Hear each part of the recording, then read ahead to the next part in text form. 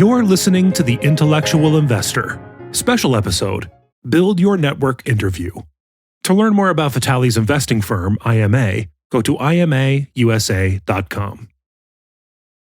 In this interview with Travis Chappell, host of the Build Your Network podcast, Vitaliy shares how he has used writing to build his network of investing peers and also grow his firm, IMA.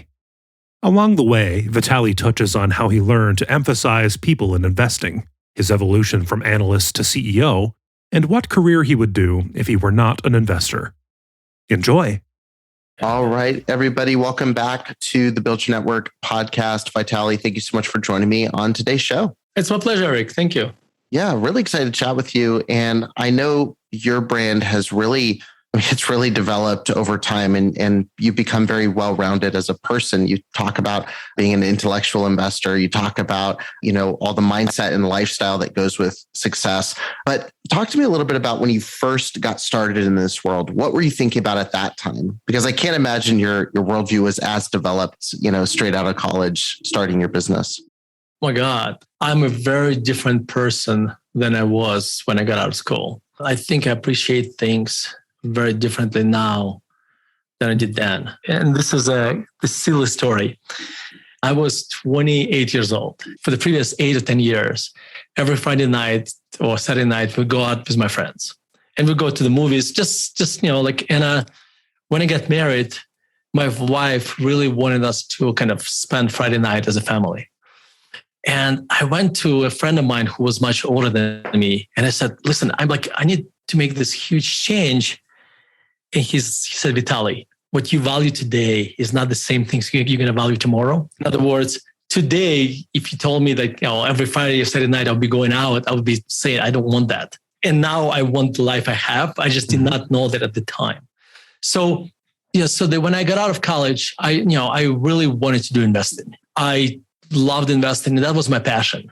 And I was lucky because I kind of figured out what I wanted to do early in my life. And therefore, when you know that, when you have a passion early in your life, you can focus. And that's what I did. And I got my undergraduate degrees in finance. I got my CFA, and actually did all of those things, kind of like graduate degree and CFA at the same time. But I could do this because I was young. I had a neglected girlfriend. So I had the time to do this. If I had to get a CFA while working and getting graduate degree and getting graduate degree today, I couldn't do this. Yeah. Just because, life would get in the way. Then over time, I also became a CEO of IMA. I became a portfolio manager first, CIO, and the CEO of IMA, the firm around today. And as CEO also changed me a lot, because one thing Warren Buffett said, that being an investor made him a better businessman, and being a businessman made him a better investor. Same thing can happen here. I think as I got older and I became a CEO of IMA, I started to appreciate the power of people, because my firm is basically as good as its culture and its people. And that's something. So now when we analyze companies, I spend a lot of time not just looking at the financials, return on capital, etc., but also a lot of time thinking about the people, the culture, the incentives, etc. Right. Yeah, that's what stood out to me about your brand, is that there's a lot of people out there writing about investing, or on TikTok doing, 3-minute videos about how to invest in a company. And it's all very numbers focused. It's what should you be looking at here, or what numbers should you be trying to hit, or how much should you invest here? And your brand is very much talking about culture, lifestyle, and the business side of it. What made you first realize the importance of culture, as opposed to just, here's the hard numbers, here's the projections for this company? If I thought more about this, I probably could identify a company where that was like, where I realized, people would make the difference. I'm sure there was a company, like specific story at the time. I just can't think of it right now. But also, just like when you see, I'll give you an example. You have a company where a CEO is a founder, and you have a company where a CEO is what I call a professional manager. In other words, he has the pedigree and he runs the company, etc., and he's professional. And I find that people who are founder CEOs, kind of owner operator, they make decisions that are they would very unlikely to make a decision that would maybe benefit short term, but sacrifice long term. For a professional CEO, because his tenure in the company is maybe five years, maybe 5 years, maybe a little bit longer. Therefore, he'll be making decisions that will be maximizing his pay during the time of the company, and the problem he creates are going to be somebody else's to do with. So, and I think I've seen it just, like on a global level, I just seen this happen time and time again in investing. And this is when I realized, just like if we owned the company and they made it, and the company was run by a founder who owned 30% of the company. And he made it what it seemed like a smart acquisition, but he went too aggressive into that, and they opened too many stores, and they got into problems. And I could see how, when he realized he made a mistake, and everybody will make mistakes at some point, how he worked very hard to fix that. He didn't just wash his hands and say, "Well, somebody," And I think that's extremely important. So it's a very I wrote this article called "Softer Side of Investing," and the softer side is people. So when I got out of school, going back to how I changed, the easiest thing to learn about investing is the numbers, right? Because you can go back and say, "Oh, this company has return equity of 15% for this loan. This company has a valuation of this much," because that is very easy to identify. What's more difficult to identify, let's call it hard stuff, like the stuff that is very kind of black and white, very quantitative. The softer side is the people, the culture. That's something you get to appreciate probably when you make a lot of mistakes, solely relying on the hard data. And I think that's like, so I'm kind of answering your earlier question, but that's probably the biggest change. If I look at myself from 15, 20 years ago, that's probably the biggest change in me. Obviously, you don't want to name names probably, but do you remember a time where the data looked amazing and you thought this is going to be the best investment ever? It's going to be so simple. It's going to grow really well. And then personality or a bad culture kind of sabotaged it? Yeah. No, actually, I'm not going to mention the company name, but we own this company where CEO had a very good pedigree. And he has done a lot of where he would buy a company, merge with another one, and he would create a lot of value. And then, and so I could look back at a few of his past deals, and they were very successful. With this company, he merged two companies together, and he was running the merged company. And the business, like the stock started to decline, and the earnings kind of started to decline as well. Revenue started to decline, and I couldn't figure out what was going on. And then he was fired. And then what I discovered in hindsight, this is kind of a great example. He was a good CEO where he merges two companies, takes out costs, creates synergies, and leaves. But he was not a good CEO when he does that and then stays. Because what happens, and what he basically did, he had one tool, which was cost cutting. And that cost cutting tool may work somewhat when once you merge the companies, but after that, it's actually what he did was he would not allow to bring more people in. Customer service suffered. The people the employees started to leave. Customer service suffered more. And it took, and I could only see this in hindsight. Like in this case, I could only see it in hindsight. To me, a lesson was that a person who is good at turning around and merging companies, creating value through acquisitions, not necessarily the same person who would be running those companies after the merger. And the way I learned that, we read a lot of interviews with past employees and suppliers, and we identified that the biggest mistake was that person was basically cutting costs too much and not reinvesting into the business because he was too short in focus, actually, in this case. Yeah. I'm curious, before we pivot kind of back to you, for those that are, we've got a lot of entrepreneurs that listen to the show who, they may be working with 10, 15 team members and getting ready to grow a little bit, or they may have one or two team members and they're trying to grow their business slowly. And, you mentioned in hindsight, you recognize these problems. And one thing I noticed is a lot of people who experience problems when they start a business don't realize the problems that they may be causing until way later down the road. In hindsight, once the business has failed, they go, "Oh, I should have handed this off to somebody," or "Oh, I should have hired someone to take this over." How can we because we're always blind to ourselves, right? How can we look at ourselves, audit ourselves, and identify problems before they happen within our own personalities, within our own kind of business preferences? It's a very difficult question. I think first of all, having self-awareness, also having some, kind of being humble and realize that think about this. I went to school and studied, my education is in finance, right? And investing. You are not really educated to be a CEO. A CEO is one of those things where it's kind of trial by error for the most part. And having self-awareness to realize, to actually look for the mistakes and realize that you will make mistakes and expect that. And one thing, I'm very open with my employees at IMA that I will make mistakes. And that, like what I just told you, that I'm learning by making mistakes. And I tell my employees this all the time, that if I make a mistake, I'll admit that and I'll correct that. And I think also one thing it does for them, it makes them less defensive when they make mistakes, because it's like, this is a very old analogy, but when the plane leaves from Denver to Hawaii, it's if it's off course 99% of the time, but it just makes small corrections. And if you're self-aware, you'll be making these corrections more often. And I think that's probably, that's how I try to do that. You kind of cite, so you mentioned 2004 starting to write for the first time. Yeah, yes. I've seen you mention that was a huge, maybe the most important thing that kind of changed the trajectory of your life. How did writing help with that self-awareness and help you start identifying who you are, who you need to be, and help you along that personal development journey? So think about what happens to us is that we kind of go through life and a lot of thoughts live in our heads. And writing to me is a very focused meditation.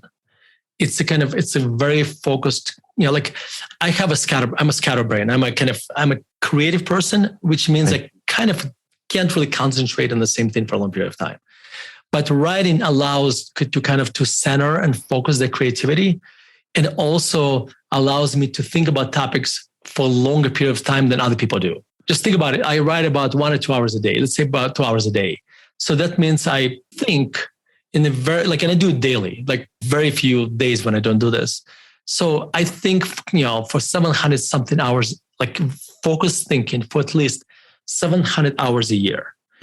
And that is kind of like my, superpower, in the sense that I get to think through a lot of problems through writing. And by the way, a lot of writing is actually just staring at the screen with the cursor blinking and just have nothing to say. And you would look at this and you say, there is no output. Well, what's happening? The subconscious is processing, it's processing your thoughts. So in other words, let me just give you another analogy. You have conscious mind, subconscious mind. The writing allows you to basically connect your conscious mind and subconscious mind. So that's why writing was so important to me, because it's basically elevated my IQ from low level to a little bit higher. Just right.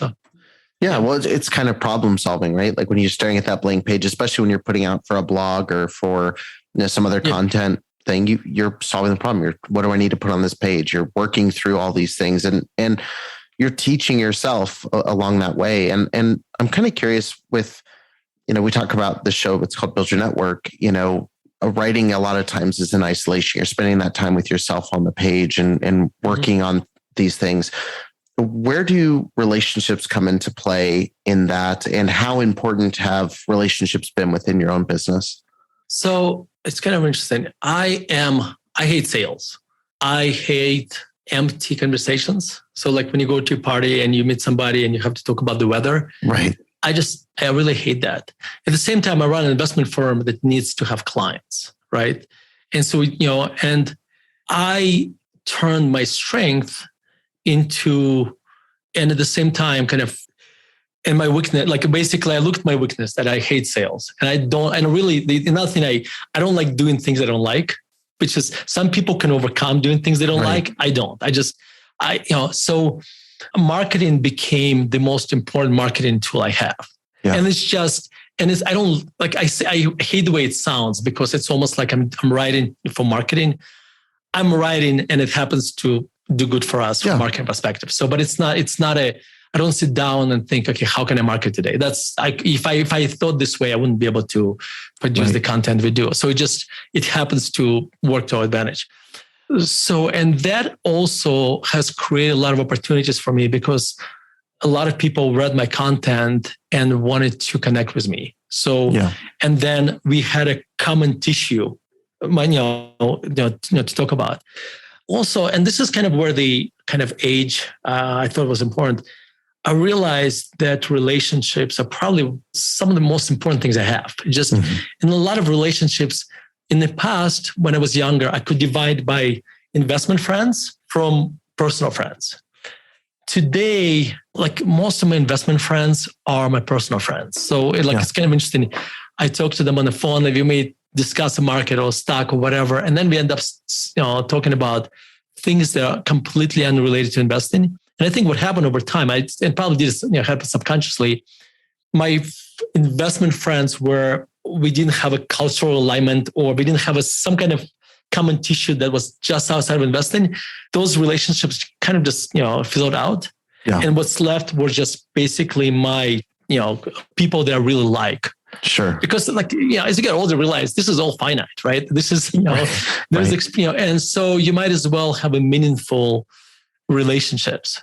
Right. And so relationships that are people who I really like. And this is kind of, again, going back to doing things you like, and not doing things you don't like.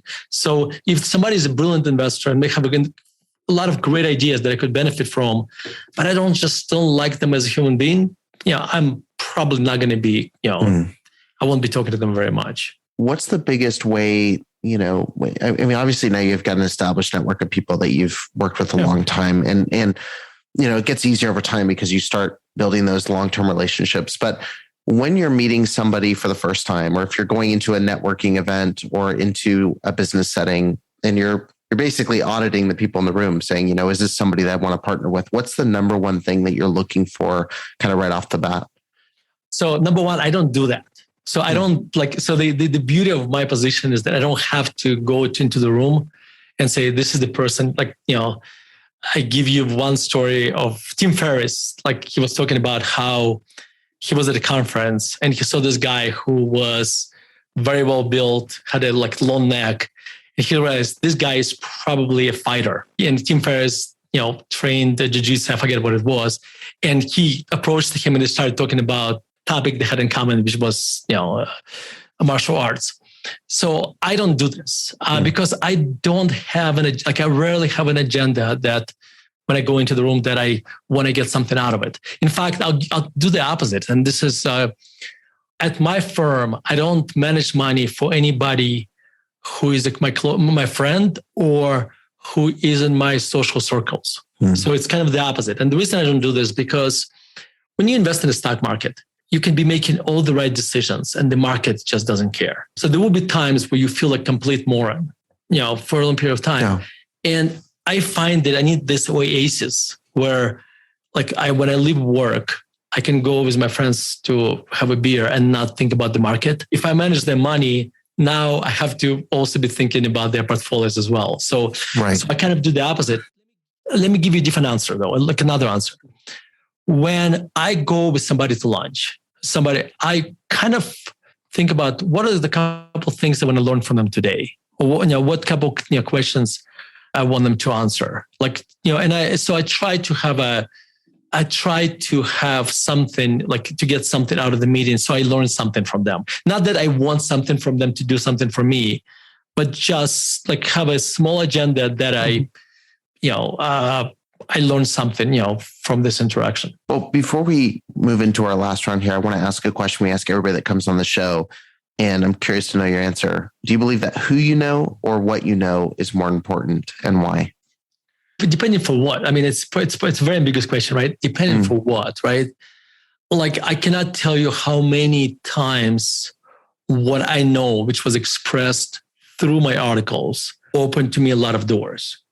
Okay. Because that's when somebody reads my article and they see that I'm a person of, again, I hate talking about myself. So this is, but I'm a person of depth, right. Then it opens a lot of doors for me. And then at that point, like that creates who you know. But again, I'm like, some people are social butterflies. I'm not. I'm just that's why for me, I guess what you know creates who I know. Right. And that's, I guess, how I operate. I never thought about it this way, but I guess that's my answer, I guess. Gotcha. Well, cool. No, thanks so much for sharing that. And I'm going to go ahead and move us here into our random round here, just as we close out. Just a couple of quick questions, some quick answers, and I get to know you a little bit better before we sign off.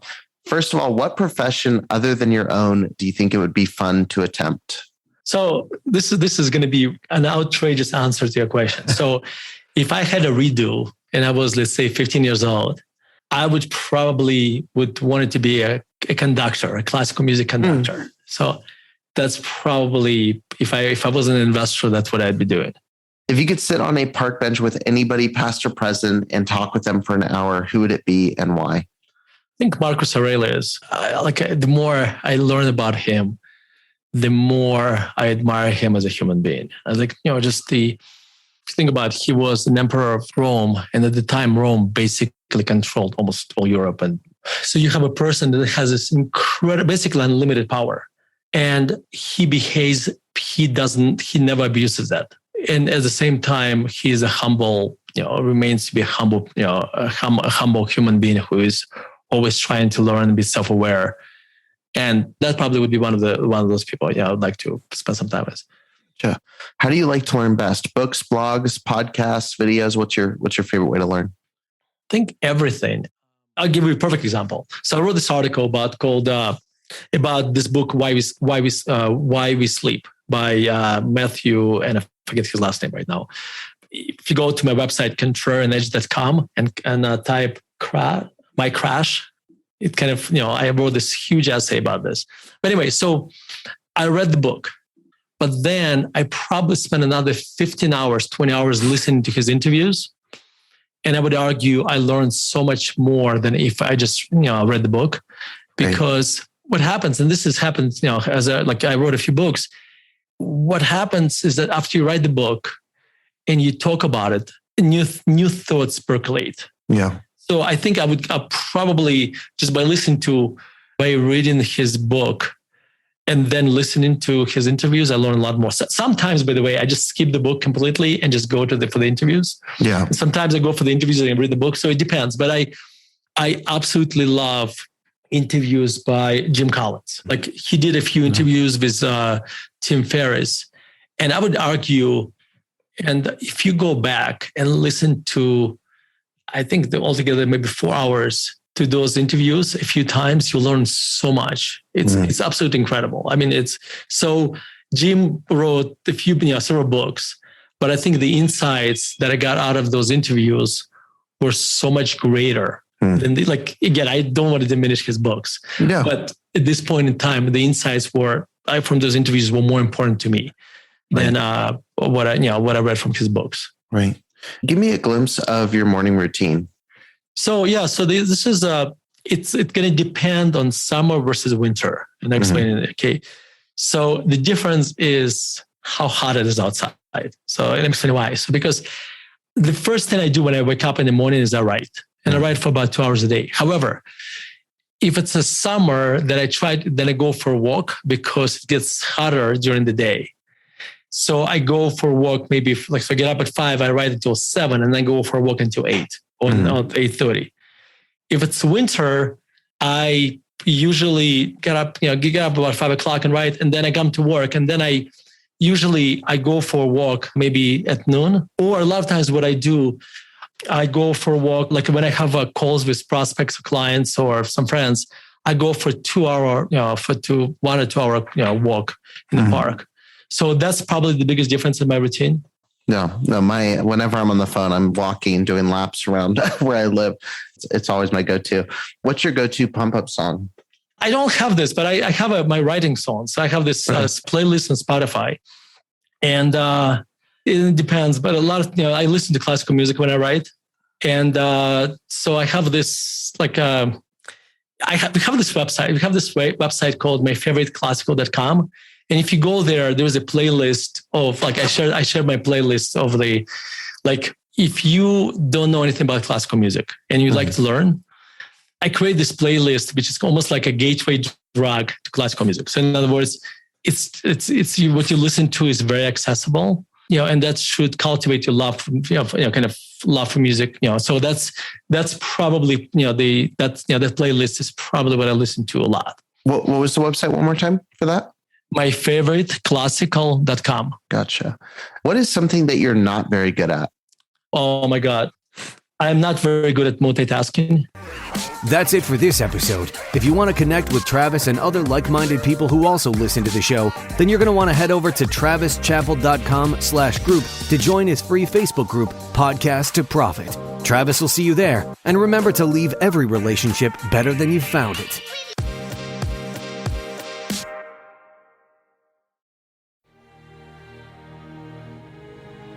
Thank you for listening. This and other investment articles by Vitaliy Katsenelson are based on value investing principles that were first brought down from the mountain by Benjamin Graham and later were popularized by Warren Buffett.